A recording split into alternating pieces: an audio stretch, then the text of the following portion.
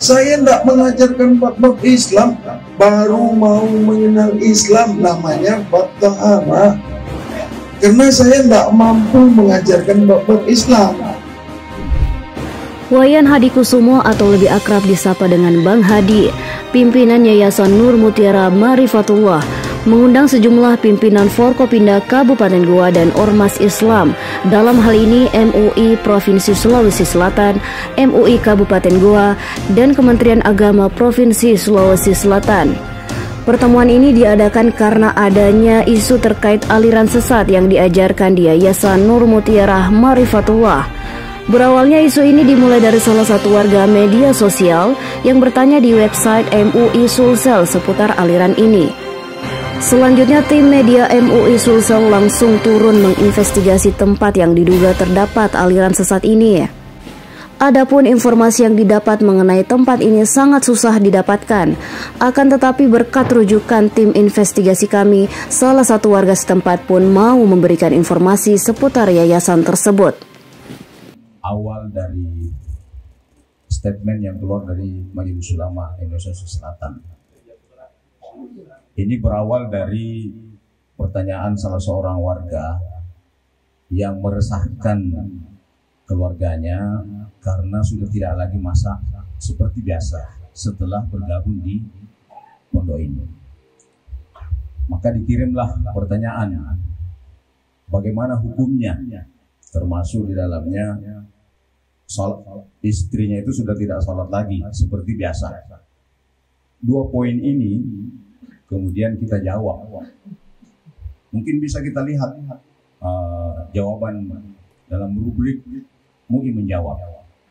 Itu kami sampaikan, jika kelompok atau kegiatan majelis ini melakukan seperti yang ditanyakan, maka jadi jelas itu, jika kelompok ini melakukan, maka berdasarkan kriteria yang dikeluarkan Majelis Ulama Indonesia Pusat, itu sudah dianggap sesat. Jadi sekali lagi jika, tapi kalau tidak juga tidak masalah. Nah setelah ini viral, maka datanglah banyak bukti-bukti tertulis yang masuk ke Majelis Ulama Indonesia. Bukti-bukti itu dalam keluarga itu ada 3 kategori. Pertama, suami istri yang melapor. Jadi dua-duanya pernah bergabung dengan komunitas bapak. Itu bahkan sampai merekam suaranya dan nomor handphonenya diminta untuk dicatat, kapan waktu untuk dikonfirmasi dia siap. Dua keluarga ini, suami istri ini. Poin-poinnya sudah jelas seperti yang beredar itu.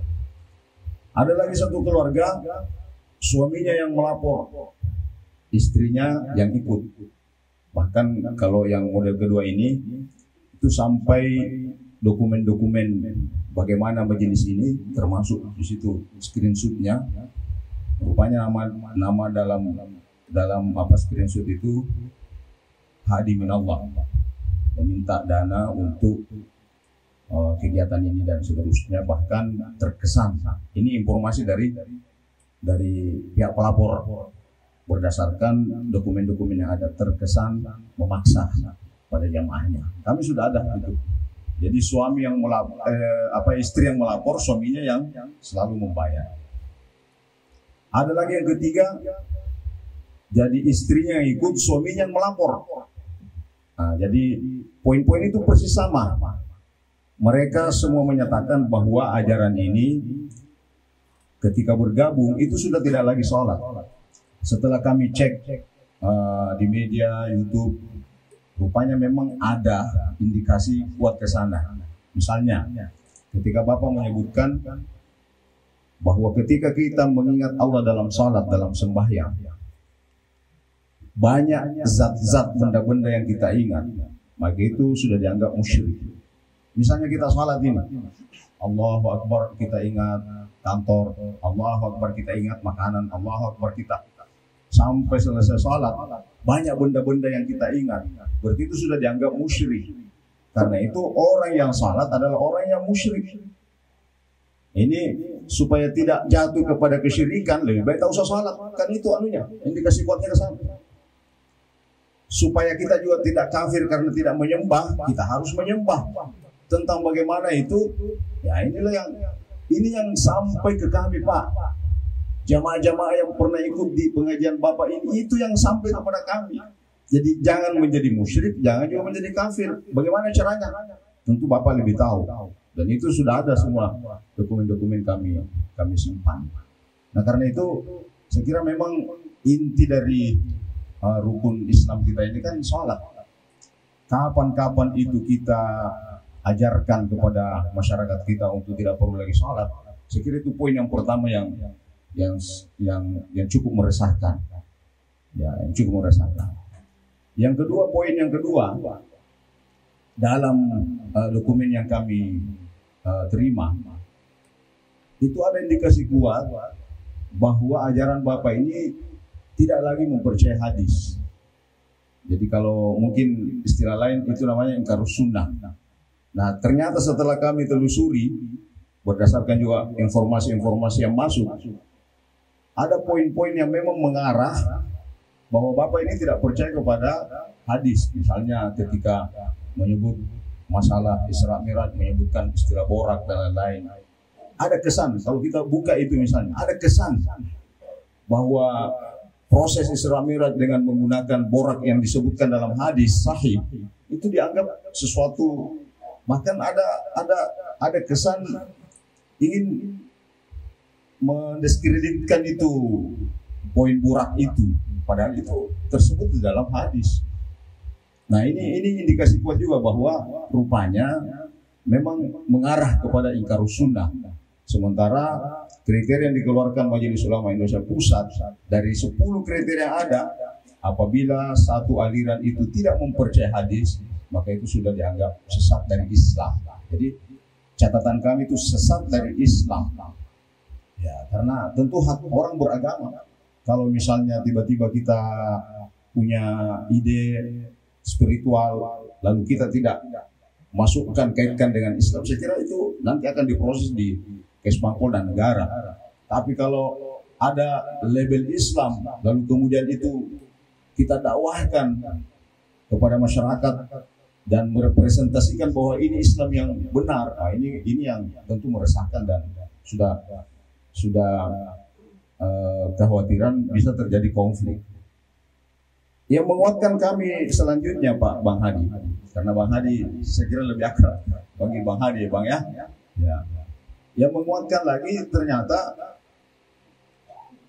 di Malaysia itu, di negara Sabah, dan kalau kita buka media, rupanya ini sudah dianggap di Johor ya, Sabah, Johor, itu sudah dikeluarkan semacam fatwa. Sampai juga di Tanah Datar, ya Majelis Ulama Indonesia Tanah Datar di Sumatera Barat itu juga mengeluarkan yang sama, mengeluarkan maklumat dan persis materinya sama, orangnya sama.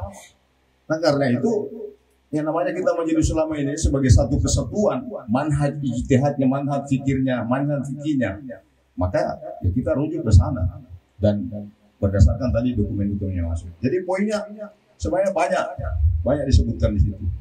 Nah ya, karena itu saya kira kami mengapresiasi langkah-langkah yang dilakukan oleh Pak Bupati untuk bagaimana kita bisa bersilaturahim, dan saya lebih apresiasi lagi kalau misalnya Bapak terbuka, membuka diri, dan kalau perlu misalnya Majelis Ulama dikasih tiap berapa kali di sini untuk melakukan pembinaan, segera ya kami akan lakukan ya, agar betul-betul ini terjalin.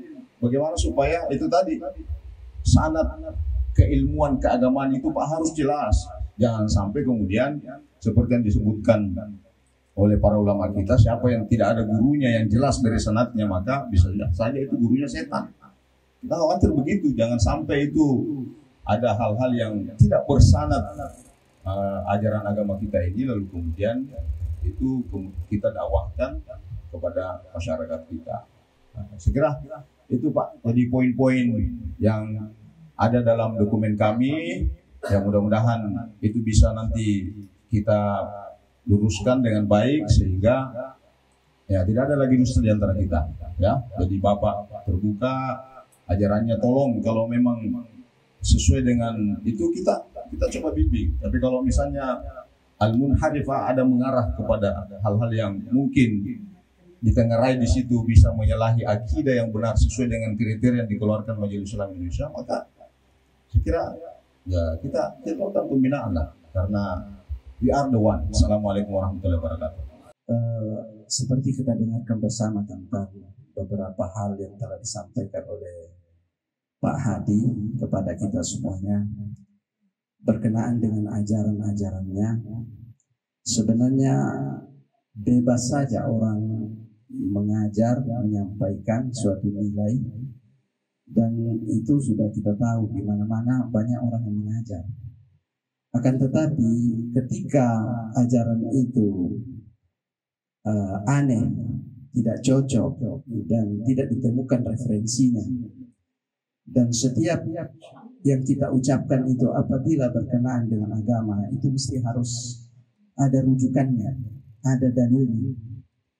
Dan dalil itu sendiri bisa saja kita petik dari mana saja, dari Al-Quran, dari hadis, perkataan para ulama, dan seterusnya.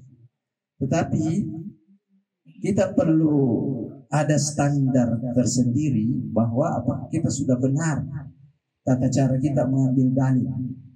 Kan bisa saja saya berbicara A, dalilnya B, tetapi tetap dalil Al-Quran. Kemudian penjelasan. Oleh karena itu mengapa MUI menanggapi dan memberikan jawaban yang pasti kepada para penanya, terutama para korban, dan ada data-datanya Pak. Sama kita itu ada datanya, dan ada yang siap dikonfrontir, ada yang siap. Dan tentu saya tidak tahu siapa yang harus mengkonfrontir, tetapi ada data-datanya sama kita semuanya.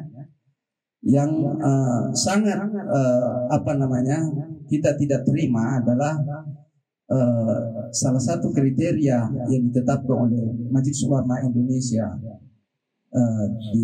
yang ke-9 adalah menambah, mengurangi, dan yang kelima menambah dan mengurangi 9, menambah dan mengurangi hal-hal yang berkenaan dengan penjelasan tentang syariat Islam, yang ke-9. Kemudian yang kelima itu adalah kriterianya adalah memberikan penjelasan terhadap Al-Quran tidak sesuai dengan kaidah-kaidahnya, itu ditetapkan oleh Majelis Ulama Indonesia secara nasional. Yang kami dapatkan, Bapak banyak berkata seperti ini. Salah satu contohnya tadi yang sama-sama, saya tidak usah yang ada di dalam YouTube dan seterusnya. Bapak mengatakan dilarang makan darah sama sekali, dilarang makan bangkai sama sekali. Itu kan statement. Dalilnya dari mana kata sama sekali itu? Saya kan bisa juga berdalil bahwa itu tidak benar. Bapak tentu mengatakan mana dalilnya? Iya kan? Nah, mohon maaf Pak ya. Kalau dikatakan darah sama sekali tidak dimakan, itu tidak betul. Tidak betul. Yang dimaksud di dalam Al-Quran menurut penjelasan para ulama itu ad-damul masfuh, yang mengalir. Bapak kalau makan daging, memasak daging itu pasti masih ada darah yang tersisa, biar sedikit. Itu tidak apa-apa. Kemudian di dalam hadis Nabi dikatakan ada 2 darah yang boleh dimakan, at-tihalu wal kibd. Apa Bapak pernah dengar itu? Iya. Itu yang main. Ini dulu yang darah. At-tihalu wal kabid, yaitu hati dan limpa, itu darah Pak. Kemudian kedua, dalam hadis riwayat itu kan pernah dikatakan bahwa Aisyah radhiyallahu taala anha memasak daging, ada darah-darahnya muncul. Apa itu haram? Kan Nabi katakan itu bukan termasuk darah yang mengalir. Nah, bagaimana kalau orang yang sembelih kurban Pak? Darahnya kan di mana-mana. Dan ada di lehernya. Dan Nabi sendiri makan kambing yang telah dipotong, dan itu masih ada darahnya. Kata sama sekali ini tidak berdalil. Nah, ini banyak Pak yang seperti ini. Satu contoh. Kemudian yang kedua, dilarang makan bangkai. Iya. Bangkai itu terkategori Rasul Shallallahu Alaihi Wasallam bersabda, bangkai itu dilarang kecuali dua, belalang dan ikan. Itu ada seperti itu. Jadi yang saya tuntut di sini pada Bapak, kata sama sekali itu tidak berdasar, Pak. Dan dalam Islam itu bab kesucian itu hanya syarat, Pak. Manusia itu diperintahkan untuk beribadah kepada Allah. Ayatnya Bapak tahu, wa ma khalaqtul jinna wal insa illa liya'budun. Untuk beribadah itu ada syaratnya. Satu syaratnya adalah at-taharah. Syarat, Pak. Iya. Kalau syarat itu bukan rukun, bagaimana kalau orang di rumah sakit keteter, kencing terus kencing? Apakah dia tidak bisa suci lagi? Sementara dalam hidupnya dia tahara, dia seterusnya, kemudian dia keteter terus keluar kencingnya terus. Umar bin Khattab radhiyallahu taala anhu dipana tembus 2 hari, 3 hari, 4 hari menetes darah terus di badannya. Apakah salatnya tidak diterima? Karena tidak suci. Diterima, Pak. Ada batas-batas kesucian itu. Yang ini tidak termasuk. Oleh karena itu apabila kita belajarlah pada para ulama. Kalau untuk seperti ini, mohon maaf, Pak Bupati, saya mohon maaf. Ini karena demi ini untuk meluruskan saja. Pak Kanwil, mohon maaf. Pak Dari, mohon maaf, saya harus menyampaikan ini karena ini adalah sudah viral, Pak. Jadi tidak dibicarakan dan dibicarakan juga sama-sama sudah sama kita ketahui. Dan di dalam belajar, Pak, sumbernya Al-Quran, betul. Hadis, betul. Kemudian ada lagi turunannya dari hadis dan Al-Quran itu. Perkataan sahabat, perkataan para ulama, sampai masa penulisan. Dan agama ini ditulis, Pak. Ditulis dengan rapi, semua hukumnya. Tidak ada satu pun di dalam Islam tidak ada hukumnya, tetapi yang berbicara tentang hukum harus merujuk. Ya, karena para ulama adalah warasatul anbiya. Jadi kalau Bapak sampaikan tadi ada gurunya, itu mesti kita harus cek dulu. Dia belajar di mana, buku apa yang pernah dibaca, rujukannya di mana. Ketika rujukan itu ada dan lengkap, maka tidak ada yang mempermasalahkan. Banyak orang ceramah setiap hari, ada yang ceramah. Di rumahnya Pak Bupati selalu ada pengajian. Di tempatnya bapak-bapak semuanya ada. Tidak ada permasalahan. Tetapi ketika ada permasalahan muncul, kami punya data-datanya, Pak. Bisa dikonfrontir. Dan di sini ada Sekretaris Umum MUI Sulawesi Selatan, Bapak Profesor Dr. Muhammad Bakri. Itu ada datanya secara lengkap, Pak. Iya. Terima kasih. Barangkali ini saya segera pandangan saja bahwa di dalam beragama itu ada aturannya. Tidak bisa kita mengeluarkan statement seenaknya begitu saja dengan ayat yang terputus-putus dan bahasa Arab yang terbalik-balik. Tidak bisa, Pak. Ada ulama, ada ahlinya.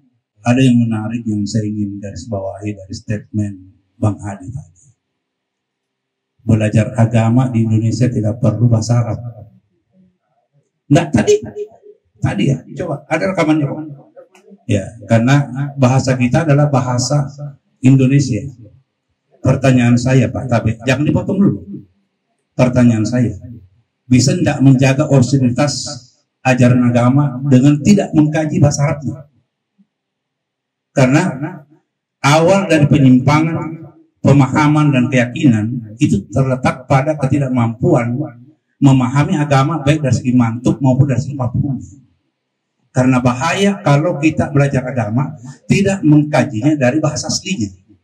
Karena kita tidak tahu apa kehendak daripada pembuat syariah itu sendiri.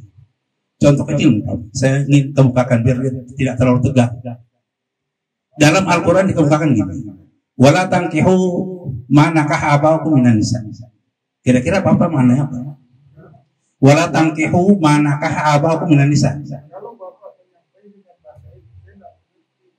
Nah, jadi gini, Pak. Saya hanya ingin memberikan contoh aja secara konkret. Kata nakah dalam ayat itu bisa bermakna secara lugawiyah dan bisa bermakna secara istilahiyah. Ketika dimaknai dengan menurut bahasa dan ketika dimaknai menurut istilah itu beda jauh maknanya. Jangan kau menikahi wanita yang telah dinikahi oleh bapakmu. Apakah yang telah dinikahi dalam arti akad atau yang telah dinikahi dalam bentuk jima atau hubungan badan. Karena beda jauh itu penyimpangannya.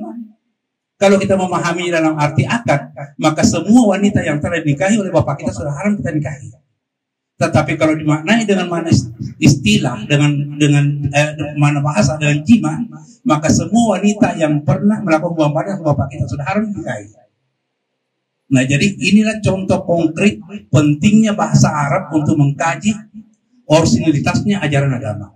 Jadi kalau ada yang menganggap bahwa tidak penting bahasa Arab di negara manapun karena itu sudah saya anggap sudah menyimpang dari kajian kontekstual dalam ajaran agama. Terima kasih, Pak. Saya hanya ingin menambahkan satu poin begini. Ini Islam ini tidak boleh, tidak dibenarkan satupun orang bicara masalah hukum agama. Dan tidak dibenarkan untuk merubah hukum agama itu kecuali Rasulullah SAW. Jadi semua selain Rasulullah harus berguru. Jadi dari Islam ini harus dijaga sanadnya Bapak Hadi ya. Dari Allah ke Jibril, Rasulullah Muhammad kepada tabi'i, kepada sahabat tabi'i sampai sekarang ini. Jadi sanadnya harus bersambung. Nah, kita zaman sekarang ini harus ada gurunya. Nah, guru siapa lagi guru-gurunya sampai kepada para sahabat. Siapa gurunya sahabat? Adalah Rasulullah. Siapa gurunya Rasulullah? Tidak ada gurunya kecuali Allah. Makanya kalau kita bicara masalah hukum, ini haram, ini halal, hanya Rasulullah yang berhak bicara masalah itu. Nah, ketika Rasulullah, makanya ada satu perkataan mengatakan dari Imam Malik mengatakan, kullu ahadin kulluhu lahu ra'yun yurfad wa yuqbal il sahibu hadzal qabr. Artinya setiap orang itu boleh berpendapat dan bisa diterima dan bisa dikabulkan pendapatnya, kecuali Rasulullah tidak bisa, harus diterima pendapatnya. Makanya semua manusia selain Rasulullah boleh diterima, boleh ditolak pendapatnya. Nah, kapan diterima pendapatnya? Kalau tidak bertentangan Al-Quran dan hadis. Nah, kalau itu tidak diterima karena bertentangan dengan Al-Quran dan hadis dan perkataan para ulama kita. Di situ makanya kami ini bisa melacak siapa yang sesat ucapannya. Makanya ketika kami melihat YouTube-nya Bapak dan melihat semua bukti-bukti yang ada, maka kami bisa menyimpulkan maka Bapak dalam memberikan statement tentang hukum adalah sesat. Begitu. Kenapa? Karena Bapak tidak berguru.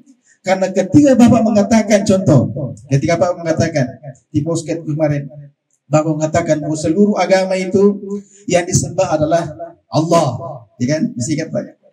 Semua agama itu, semua yang disembah adalah Allah, cuma ucapannya beda, ya kan? Bapak mesti ingat ya. Jadi semua Tuhannya agama-agama itu adalah Allah semua, cuma panggilannya beda. Itu kan mana referensinya itu? Cuma satu-satunya agama mengatakan Allah hanya Islam. Dan Bapak mengatakan semua agama itu Tuhannya Allah semua. Yahudi, Nasrani, Buddha, Hindu, itu Allah semua, cuma panggilannya beda. Nah, sekarang mana referensinya? Jadi kalau kita melihat YouTube-nya Bapak itu tentang bicara masalah la ilaha illallah, pokoknya tidak ada yang jelas kecuali Allah, kan Bapak menjelas, bukan tidak ada yang disembah. Al-ilah itu dalam bahasa Arab al-ma'bud, tidak ada yang disembah. Nah, Bapak menerjemahkan tidak ada yang jelas. YouTube-nya Bapak begitu. Nah, sekarang mana referensinya Bapak? Makanya kayak mengatakan ucapan mana? Makanya saya katakan dalam bahasa Arab, man tazunu nafsaka. Artinya ini siapa? Bapak ini siapa? Bapak Nabi, kan begitu. Nah, Bapak ini sebenarnya saya mengatakan gini, kalau Bapak mau mau bicara sesat, tidak ada Tuhan, silakan. Tapi jangan diumumkan. Jangan cari murid. Jangan disebarkan untuk diri sendiri. Tapi ketika Bapak menyebarkan ajaran sesat itu, maka kami siap berdiri mati di hadapan Bapak. Begitu. Kenapa Rasulullah SAW siap membunuh yang mengaku sebagai nabi palsu pada zamannya? Dibunuh semua itu, Pak. Abu Lainsi dibunuh mengaku sebagai nabi palsu. Musailimah Kadzdzab dibunuh mengaku sebagai nabi palsu. Kenapa? Karena dia mencari murid. Ada pengikutnya. Jadi seandainya Bapak Hadi sendiri yang melaksanakan hukum itu, ini mengatakan tidak ada Tuhan, semua agama sama. Bahkan di itu Bapak mengatakan saya bukan orang Islam. Betul Pak ya? Saya ini bukan Islam. Saya bukan orang Islam. Kan jelas. saya bukan Islam. Ada jelas sekali itu ya Bapak itu. Nah semua ini kan butuh referensi, butuh penjelasan. Apa ini Muslim atau bukan? Bukan Muslim, bukan Islam. Iya kan jelas. Ya, saya tidak paham apa maksudnya itu. Oke, sebentar. Jadi semuanya ini kan tergantung. Kita ini nggak paham apa maksudnya ini. Apakah ada bahasa lain? Jadi tentang tadi apakah semua agama sama? Jadi saya memberi kesimpulan, Bapak ini mengatakan bahwa semua agama sama. Yang disebut Allah semua. Ini berbahaya sekali. Nah, Bapak kan di podcast kemarin itu Bapak mengatakan seperti itu dan tidak dijelaskan apa maksudnya. Nah, Bapak banyak pengikut. Seandainya untuk diri sendiri Bapak sendiri nggak ada masalah. Tapi Bapak pengikutnya banyak dari seluruh Indonesia, ada Medan, ada di mana. Jadi yang kita tidak inginkan adalah menyebarkan ajaran ini yang kita tidak pahami. Yang kedua, Bapak tidak ada referensi. Dan Bapak tidak pernah menghubungi MUI. Dan Bapak bahasa Arab saya nggak paham. Bapak bisa bahasa Arab? Bisa bahasa Arab? Nggak bisa bahasa Arab. Ya, makanya orang yang bicara masalah Islam harus paham bahasa Arab, harus menguasai Al-Quran, harus menguasai hadis. Itu Islam harus betul-betul spesialis, harus paham, harus mengerti, harus ilmu. La taqfu ma laysa laka bihi ilmu. Al-Quran mengatakan, jangan bicara kalau nggak ada ilmu tentang Islam. Nah, ini yang terjadi kepada Bapak. Bapak viralkan di YouTube, bahkan Bapak menghasilkan uang banyak di situ. Jadi saya mengatakan bahwa Bapak menggunakan agama Islam, menggunakan agama untuk mendapatkan dunia. Ya terserah saya. Jadi ini perlu tanda tanya Bapak. Jadi kalau Bapak saya minta kepada Bapak untuk jujur saja sebenarnya. Nah kalau Bapak tidak jujur, kita lihat YouTube-nya Bapak mendetail, kita lihat. Kita ada saksi hidup, ada semua. Dan Bapak juga mengatakan bahwa orang-orang yang hidup di antara pesantren ini aman, tenang, senang. Saya wawancarai orang di sini merasa ketakutan. Saya tanya, saya takut masuk di dalam. Saya kurang aman karena kami gak pernah silaturahmi, gak pernah saya melihat pimpinannya. Tidak seperti pesantren-pesantren yang lain, Pak. Salaman dengan rakyatnya lain di luar gak ada katanya. Kami nggak pernah ketemu dengan orang di dalam, terpenjara di dalam, tidak ada pergaulan dengan masyarakat di luar. Itu nggak seperti pesantren-pesantren yang lain. Jadi pantas saja kalau Bapak itu dicurigai. Nah sekarang minta kepada saya, ada nggak masyarakat yang Bapak ketemu di luar? Seharusnya Bapak merangkul mereka. Ternyata di dalam ini banyak orang dan mereka tidak bergaul dengan masyarakat di luar. Ini berbahaya sekali. Jadi tolong kepada Bapak dengan jujur mengakui masalah ini, dan kita ini terbuka untuk bagaimana kita selalu terbuka, dan ini aset luar biasa besarnya kalau Bapak lurus cara mengajarkan Islam ini. Bapak sudah banyak muridnya, tinggal kita pindah kepada ajaran sesuai Ahlus Sunnah wal Jamaah. Kita hadir di sini sebaiknya mencari titik temu. Mencari titik temu antara kita semua. Sebetulnya ada poin titik temu di antara yang dibahas tadi. Yang pertama, Pak Hadi berikut, seluruh pimpinan masyarakat sini sudah menyadari kekurangan dalam hal ilmu agamanya. Oleh karena itu kemudian membuka diri MUI untuk memberikan pendidikan keagamannya di sini. Nah, begini Pak Hadi, saya ini sebagai Kepala Kantor Wilayah Kementerian Agama punya kepentingan. Kepentingan kami adalah untuk melindungi masyarakat dari terjadinya malpraktek pendidikan dan malpraktek dakwah. Itu intinya. Oleh karena itu, kita semua perlu memposisikan diri sesuai dengan keahlian, jabatan, dan sebagainya. Wa qul malu ala makanatikum inni amin. Dan bekerjalah sesuai dengan tempat, waktu, jabatan, keahlian, keterampilan, kedudukan, kepandaian dimanapun Anda berada, karena Allah pun berlaku demikian. Jadi kalau memang kita semua merasa tidak memiliki kemampuan keagamaan yang memadai, tidak memiliki kualifikasi keagamaan yang memadai, tolong semuanya sadar diri, jangan mengajarkan agama.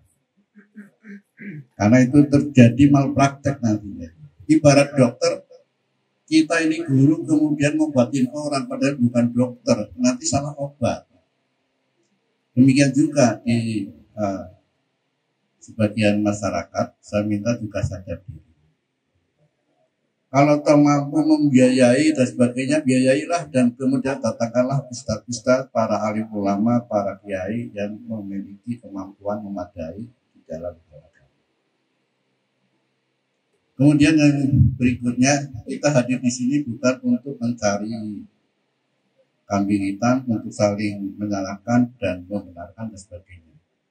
Kesalahan, kebenaran, kebaikan, keburukan itu yang menilai adalah orang lain, bukan dirinya sendiri. Oleh karena itu, maka kita semua juga perlu introspeksi bahwa terutama Nur Ma'rifatul Mutiara perlu introspeksi. Kenapa ada respon seperti ini? Ini mohon introspeksi, mohon berbesar diri, mohon membuka ruang yang seluas-luasnya, karena ini menyangkut generasi masa depan bangsa, bukan menyangkut diri Pak Bang Hadi, bukan menyangkut diri keluarga Pak Hadi, tetapi juga menyangkut masyarakat banyak. Ini tentu kami akan tidak ambil peduli kalau itu sifatnya personal, hanya untuk keyakinan personal, hanya untuk praktek personal. Itu tentu kita tidak akan peduli siapapun orang. Tetapi manakala ini memang sudah diekspos secara luas, tentu persoalannya akan berbeda. Kemudian yang berikutnya, untuk menyelenggarakan sebuah pendidikan, apakah sifatnya madrasah, ataukah pesantren, ataukah majelis taklim, mohon aturan yang berlaku di Indonesia dipenuhi, menyangkut perizinan, operasional, dan lain sebagainya, dan lain sebagainya. Dan berikutnya, nanti sepulang dari sini, sahabat-sahabat dari Forkopimda maupun dari Pakem, serta dari MUI, akan lebih baik lagi kita bahas secara detail untuk mendudukan posisinya. Bukan di sini. Di sini memang sifatnya adalah silaturahim dan kemudian komunikasi, serta memberikan kesempatan kepada siapapun untuk memberikan informasi sebanyak-banyaknya kepada kami. Saya kira itu Pak Hadi dan hadirin semua. Mudah-mudahan kehadiran kita di sini ada manfaatnya dan diridhai oleh Allah Subhanahu wa taala. Amin ya rabbal alamin. Saya juga dari Majelis Ulama Indonesia, Provinsi Selatan dan Goa, juga dari FKUB Kabupaten Goa, mengamati. Setelah mendengarkan berapa lama persoalan ini, kami juga belajar mengamati berapa persoalan. Dari awal sebenarnya kami sudah berpikir ketika Pak Hadi ini bicara, kami sudah menganggap tidak bisa membaca Al-Quran dengan baik. Yang pertama. Yang kedua, semakin kaget Pak Hadi ketika memperjelas bahwa dia bukan Islam. Sementara kami disambut dengan salawatan. Yang kami khawatirkan, masyarakat yang belajar di sini tidak tahu kalau Pak Hadi bukan Islam. Ini prinsip. Pak Hadi mengakui dia bukan Islam. Sementara yang diajarkan adalah dijelaskan tadi tentang bab tahara. Tahara itu Islam. Meskipun di istilahnya mungkin ada, tetapi itu berarti melenceng juga Pak Hadi. Jadi kalau memang itu, makanya kekhawatiran kami jangan sampai masyarakat tidak paham. Apa mereka ikut belajar ini semua bukan orang Islam? Karena diajar bukan orang Islam ngajarin salawatan, saya pikir. Makanya saya anggap ini pesantren atau apa ya? Seperti disampaikan Pak Kanul tadi, apakah dapat izin mendirikan pesantren atau gimana, juga penting. Jadi sangat penting sekali. Sekali lagi saya sangat kaget sebenarnya ketika Pak Hadi mengatakan bukan Islam, lalu kemudian kami disambut tadi dengan salawatan. Luar biasa menurut saya. Kalau memang jadi seperti tadi, kami memang berharap kalau memang terbuka lah supaya kita bisa saling memperbaiki diri. Kami bukan orang yang paling suci, Pak. Sama dengan Bapak sedang mencari berjalan menuju Tuhan. Yang kedua yang kami klarifikasi, ada siapa namanya Faruk ya? Iya. Tadi diinformasikan oleh Pak Hadi bahwa dia adalah imam Masjid Al-Markaz. Ya, saya mohon ini diklarifikasi, media tolong diperhatikan. Jangan sampai dijual ke orang bahwa ini imam Masjid Al-Markaz sementara imam besarnya sendiri hadir di hadapan kita tidak mengetahui bahwa itu imam Masjid Al-Markaz. Jadi mohon maaf deh ya, saya iya betul. Saya kenal sebenarnya muka tak. Cuma kalau ada dipertegas tadi, masalahnya ini viral loh. Pak Hadi ini ngomong satu kali orang lihat, saksikan semua dan bisa jadi acuan. Oh kalau begitu ada tuh di imam Masjid Al-Markaz anggotanya. Ini hati-hati. Ini bisa jadi pembenaran buat yang lain. Saya kira demikian sementara. Akhirul kalam wabillahi taufiq wal hidayah. Assalamualaikum warahmatullahi wabarakatuh. Saya berkesimpulan bahwa paham bab kesucian ini menganut sinkretisme. Paham sinkretis artinya menggabungkan beberapa paham. Ya. Tapi satu hal yang kita syukuri ya, karena Bang Hadi terbuka. Tadi telah menyampaikan siap untuk mendapatkan ya bimbingan, pencerahan, dan ini sudah direspon oleh MUI Provinsi Sulawesi Selatan. Bang Hadi tadi mengatakan kalau perlu setiap hari ada yang datang ke sini. Ya, dan sudah direspon oleh MUI Provinsi Sulawesi Selatan. Akan sangat menerima ya. Kepada daripada MUI ataupun dari ustadz-ustadz, sangat mau sekali. Bimbinglah kami, ajarkanlah kami yang memang minim sekali tentang ilmu agama. Karena saya di pondok ini tidak mengajarkan bab ilmu agama Islam. Saya tidak mengajarkan hal-hal tentang agama Islam. Dan saya juga bukan Islam. Saya Bang Hadi. Islam itu agama. Islam itu milik semua orang dan bukan tidak beragama Islam. Jadi jangan panggil saya Islam, jangan. Panggil saya Bang Hadi. Itu ada di channel YouTube saya. Waktu itu ada yang beragama Hindu ya, datang ke pondok saya. Nah, dia tanya ke saya, Bang Hadi ini Islam atau bukan? Saya tanya dia, kamu Hindu atau bukan? Dia jawab tidak. Hindu itu agama keyakinan saya. Saya jawab juga, Islam itu agama keyakinan saya, bukan saya.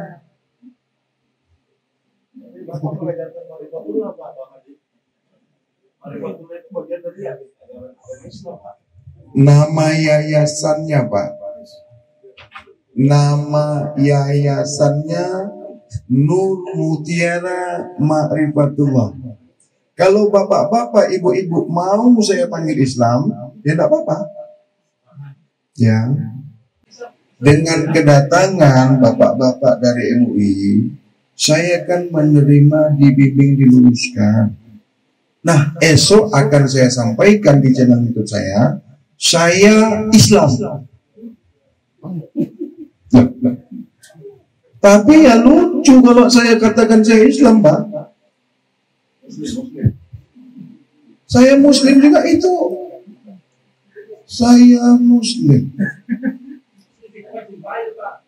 Muslim itu Pak, kata bukan untuk personal Pak, tidak boleh diletakkan ke manusia, nggak boleh.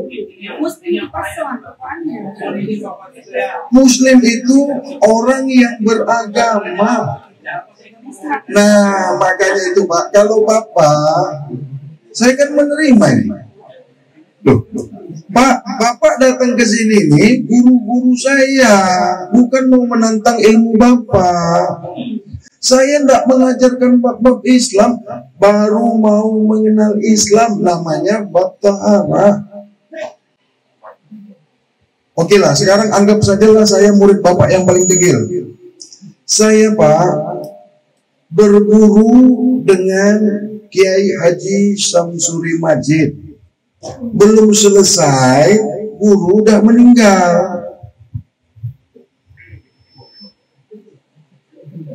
Iya, nah sekarang guru-guru saya ya bapak-bapak ini. Apalagi bapak tadi mengatakan mau datang setiap hari sini. Alhamdulillah, bagaimana anak-anakku? Dapat guru gratis, nggak mau kan? Betul Pak. Dan saya menyediakan fasilitas apa yang bapak-bapak guru mau. Menyediakan mobil, menyediakan snack, apa saja saya akan sediakan. Karena saya tidak mampu mengajarkan bab-bab Islam. Bahasa Arab tidak pandai, padahal saya keturunan Arab Pak. Saya tidak bisa bahasa Arab Pak, tapi saya keturunan Arab asli ini. Oh belum selesai. Mau ngomong? Saya pikir tadi udah selesai. Saya pikir tadi. Terima kasih. Jadi menurut pembacaan saya, penelaahan saya terhadap referensi yang ada, Bang Hadi punya paham sekritis, artinya menggabung beberapa paham. Buktinya begini, Pak Bang Hadi mengalihkan salat itu dengan makna ingat. Jadi salat bukan berarti Bang Hadi melarang salat, tetapi salatnya tidak seperti yang biasa ya. Ya. Ada statement saya begitu Pak? Iya, kita dulu Pak. Ya. Jadi Bang Hadi itu mengartikan salat ingat. Kalau saya, ini adalah paham kebatinan yang merubah salat dalam arti gerakan dan bacaan kepada ingat. Paham ini sebenarnya dibuat dalam ada. Dari dulu ada. Karena menurut Profesor Rasidi, Menteri Agama pertama, dan Buya Hamka, kebatinan itu berasal dari 3 buku. Darmu Gandul, Gotoloco, dan Hidayat Jati. Buku-buku inilah yang mengajarkan apa yang disebut salat daim. Yang di daerah Goa ini diartikan mana japat-japat sembahyang. Ya, mana dia biar jatuh salat juga. Seperti ini, mirip-mirip ini. Jadi pahamnya itu Bapak bawa salat ini ke kebatinan. Padahal ulama mengartikan salat itu adalah ibadah yang terdiri serangkaian aqwalun wa af'alun tuftatahu bitakbiri wa tuftatahu bitaslim. Salat itu adalah ibadah yang terdiri atas serangkaian ucapan dan gerakan yang diawali dengan takbir, disudahi dengan salam. Kalau begitu salat ini ada gerakan lahirnya dan ada bacaan tertentunya. Bapak bawa kepada ingat. Jadi asal ingat. Tadi sudah dijelaskan juga oleh Pak Prof bahwa kalau salat menyembah itu syirik, tidak menyembah kafir. Ya maka dibawa ingat saja. Kira-kira seperti itu. Kemudian kedua, dalam ajaran Bapak, pengajian Bapak itu melarang, begitu menurut saya, melarang makan daging, ikan dan susu. Karena daging itu ada statement saya juga. Iya. Susu itu tidak bisa dipisahkan dari darah. Dicuci saja tidak bisa hilang.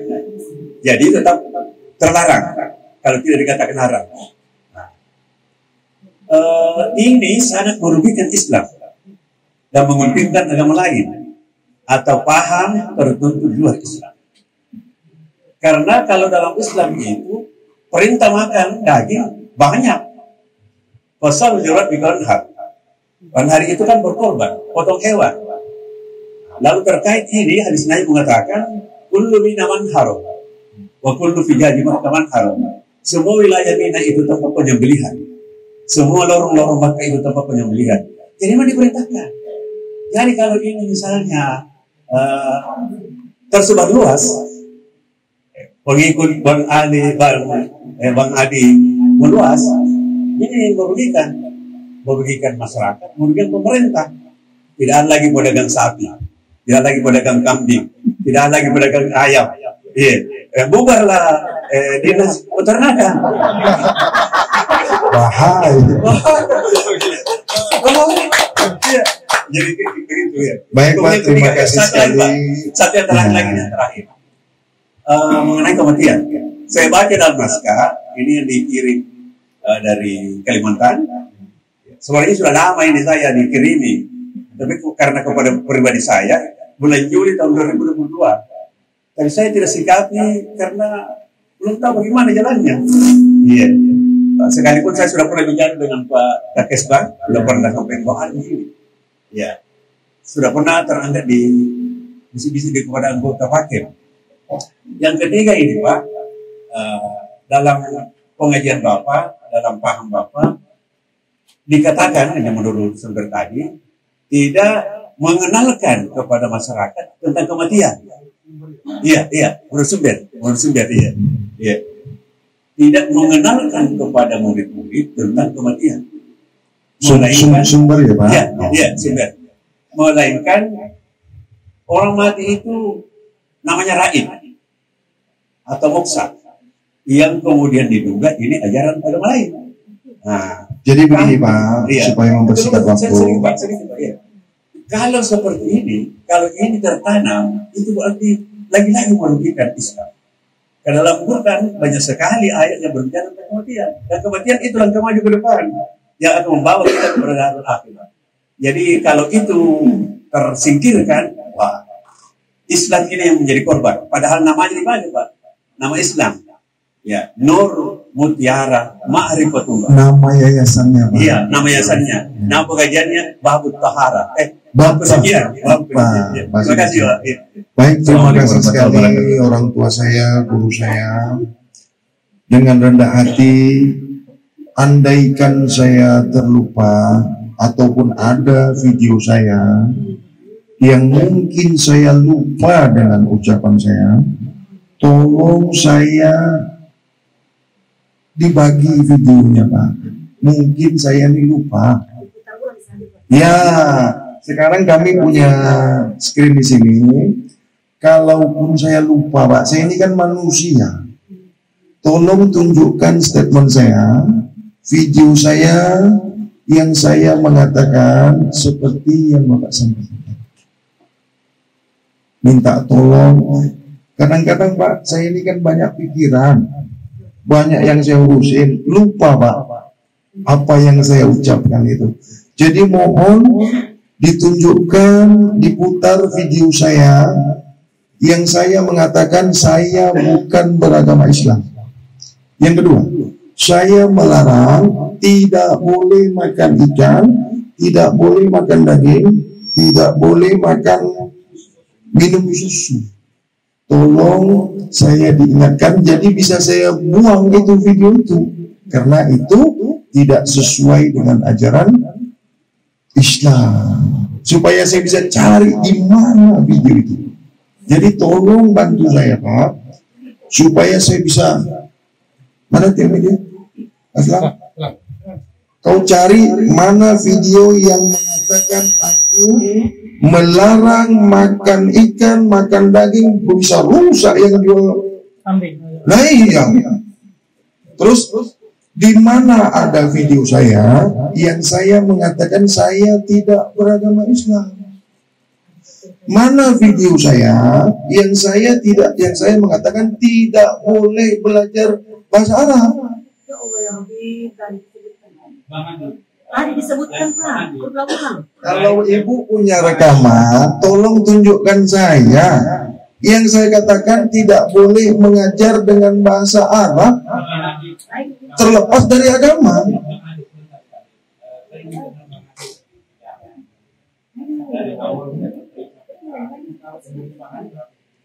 Kalau melihat KTP sebagai warga negara Indonesia 48. Iya.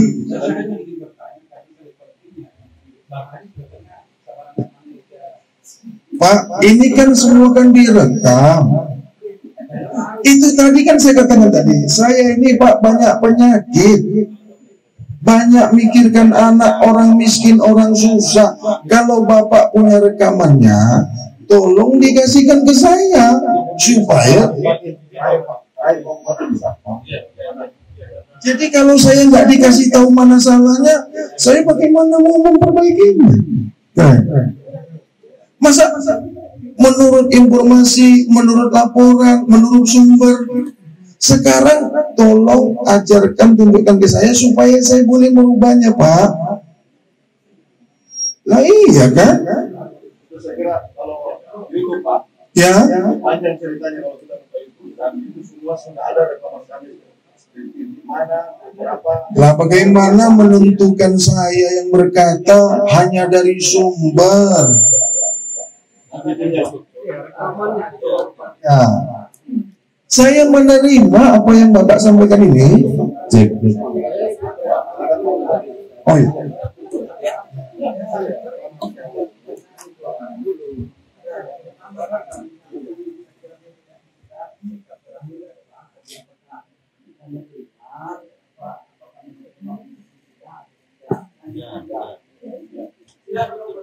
Baik, bismillahirrahmanirrahim. Assalamualaikum warahmatullahi wabarakatuh.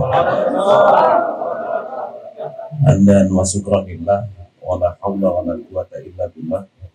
Allahumma salli ala sayyidina Muhammad wa ala ali sayyidina Muhammad. Rabbi shrah li sadri wa yassir li amri wa hlul 'uqdatam min lisani yafqahu qawli. Jalali yasiran minna.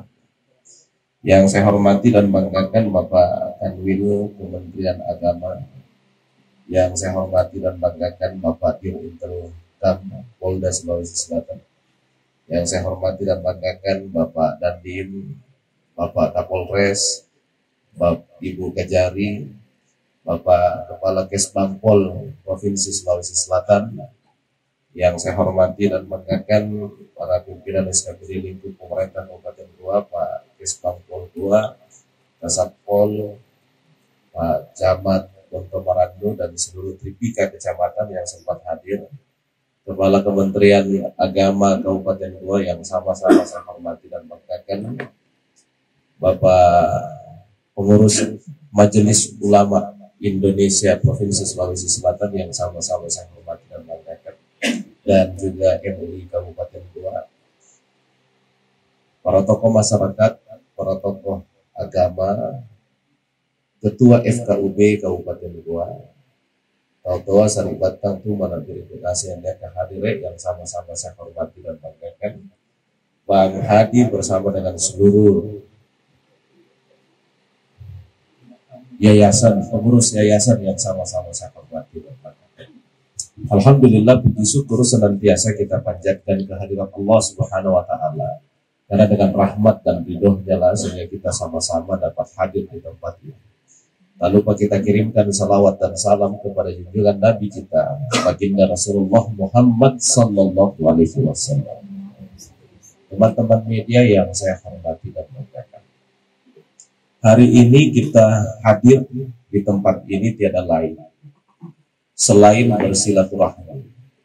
Hari ini juga merupakan bagian daripada tindak lanjut aspirasi masyarakat yang berkembang beberapa hari terakhir. Ada masyarakat yang berpandangan pro, ada juga masyarakat yang berpandangan kontra. Sehingga kehadiran kita semua di tempat ini adalah untuk mencari titik temu dalam menyelesaikan setiap permasalahan. Kepentingan pemerintah dan seluruh Forkopimda yang ada hari ini adalah kita tidak ingin ada sesuatu hal yang terjadi di Kabupaten Goa ini yang bisa mengganggu kedamaian, keamanan, dan juga ketertiban yang ada di wilayah Kabupaten Goa. Sehingga hari ini kita semua hadir di tempat ini untuk bisa mengecek langsung perkembangan berita yang viral beberapa hari terakhir terkait dengan ajaran yang ada. Hari ini kita langsung melakukan pengecekan. Forkopimda hadir lengkap hari ini. Kami juga mengundang Majelis Ulama Indonesia Provinsi Sulawesi Selatan dan juga Kabupaten Goa untuk kita mendengarkan langsung dari Bang Hadi bersama dengan pengurus yayasannya terkait ajaran-ajaran yang berkembang di yayasan. Kita tentu berharap Bang Hadi telah membuka diri dan tadi sudah berkali-kali disampaikan bahwa Bang Hadi Yayasan Nur Mutiara Ma'rifatullah Goa membuka diri untuk dibina oleh Majelis Ulama Indonesia. Sebentar Bang Hadi kembali tegaskan bahwa bersedia untuk dibina dan diluruskan apabila ada yang sama seperti statement saya beberapa minggu lalu kalau saya tidak salah, mengatakan kalau misalnya dalam yayasan tersebut ada yang bengkok, maka mari kita luruskan sama-sama. Bukan berarti dia bengkok lalu kemudian dibengkokkan lagi. Samalah kalau misalnya kita membina seseorang, karena kepentingan kita ini adalah masyarakat kita. Bapak Ibu sekalian berada di Kabupaten Goa ini bukan berbicara orang Goa secara biologis saja. Tapi Bapak Ibu sudah tinggal di Kabupaten Goa, minum dan makan di Kabupaten Goa, Anda adalah orang Goa. Iya, apalagi sudah ada istri dan anaknya dari Goa itu.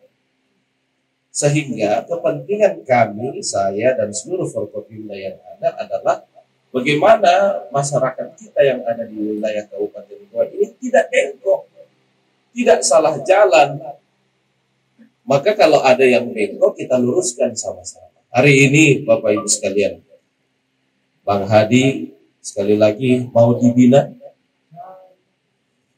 Kalau ada yang bengkok, mari kita luruskan sama-sama. Sehingga insya Allah semua yang ada di sini fahamnya sesuai dengan faham dan ajaran agama Islam yang sesungguhnya. Sehingga tidak ada yang melenceng dan keluar dari ajaran-ajaran yang ada. Mohon Majelis Ulama dan Kementerian Agama membinanya. Tapi Bang Hadi, sebelum kita dilakukan pembinaan, ada proses-proses administrasi juga yang harus Bang Hadi selesaikan sebagai orang yang tertib dengan ketentuan dan aturan-aturan yang berlaku di wilayah kita. Bukan hanya Kabupaten Goa, tapi Indonesia secara keseluruhan. Contoh, mendirikan yayasan apabila sudah mendapatkan SK, saya kan sudah mendapatkan informasi. Tapi ketika ada setiap proses belajar mengajar yang dilakukan di tempat ini, itu juga ada proses administrasi yang harus dilakukan. Harus daftarkan juga ke Kementerian Agama, statusnya apa, termasuk, mohon maaf ini Pak Hadi, termasuk di dalam membangun gedung ini. Membangun gedung ini setinggi 14 lantai, ini juga harus ada izinnya dari pemerintah Kabupaten Goa, dan tidak boleh ada yang melanggar. Kalau ada yang melanggar, maka pasti akan kita tertib. Maka saya berharap kalau kita mengajarkan suatu kebaikan, maka kita dulu yang harus menjadi baik. Karena kita adalah cerminan yang akan ditiru oleh pengikut-pengikut. Oleh karena itu saya berharap selain kita akan dilakukan pembinaan oleh Majelis Ulama Indonesia, kami juga mohon Bang Hadi dan seluruh pengurus yayasan agar bisa menyelesaikan seluruh administrasi baik yayasan maupun gedung yang Bapak bangun itu. Karena saya dengar setelah ini Bapak mau bangun lagi di sebelah atau di mana? Di belakang. Di belakang. Tapi sampai sekarang IMB-nya belum di. Ya, karena ini juga belum selesai. Ini juga sudah masuk. Ya. Tapi sampai sekarang belum keluar. Iya, karena Bapak membangun dulu baru masuk kan izin. Harusnya izin dulu. Harusnya izin dulu. Yang lama ada, Pak. Iya. Saya selesaikan dulu ya. Iya. Semua orang yang mau membangun itu lebih duluan izin keluar, baru membangun. Mohon maaf, saya sekali lagi menyampaikan mohon maaf. Aturan dan sanksi yang berlaku apabila ada yang membangun tanpa izin terlebih dahulu adalah pembongkaran. Mohon maaf saya.